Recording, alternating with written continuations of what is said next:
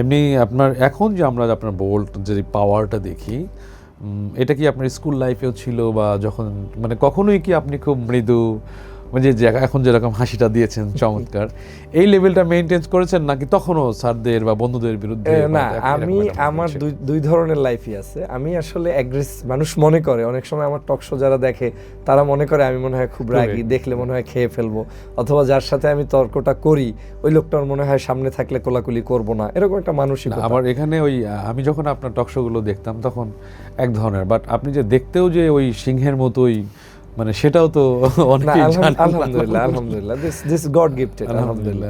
আমি যেটা আসলে সেটা হচ্ছে, আমি যখন কথা বলি আমি আমার চিন্তা এবং বিশ্বাসের জায়গা থেকে বলি, আর বিশ্বাসটা আমার এত বেশি দৃঢ় এবং শক্ত যে আমি এটাকে ভয় পাওয়ার কি আছে, আমি এটাই তো বিশ্বাস করি, যা বলি ওটা আমি বিশ্বাস থেকেই বলি।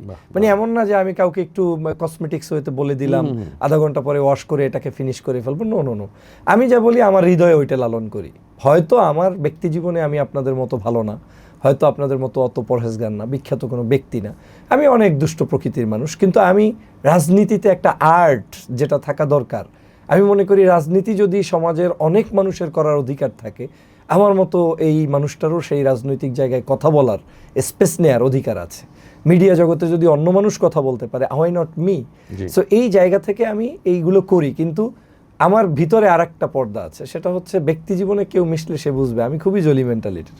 আমি উগ্র না, সভ্যতা বিশ্বাস করি, ভালোবাসা বিশ্বাস করি, মিশুক প্রকৃতির, বন্ধু প্রকৃতির, আমার ছেলে মেয়ে বন্ধু বান্ধব সবই আছে। আমার ইউনিভার্সিটি লাইফে আপনার জীবনে যা ঘটেছে আমার জীবনেও তাই ঘটেছে, এবং আপনি এখন যেভাবে চলেন কিংবা আপনার বন্ধুরা যেভাবে চলে আমি ওভাবেই চলি।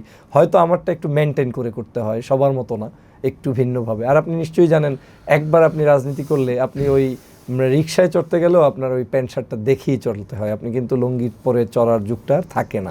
এটার কারণ হচ্ছে মানুষ আপনাকে হয়তো আজই দেখছে, কালকে নাও দেখতে পারে। এই ধারণাগত জায়গা থেকে অনেক সময় আমাদেরকে মেনটেন করতে হয়। কিন্তু আমি মনে করি যে আমি আসলে ওই রকম না, যে যেভাবে আপনি কথা বলতে দেখেন এই অনুযায়ী সবার উপরে আমি ক্ষিপ্ত, এমনটা না।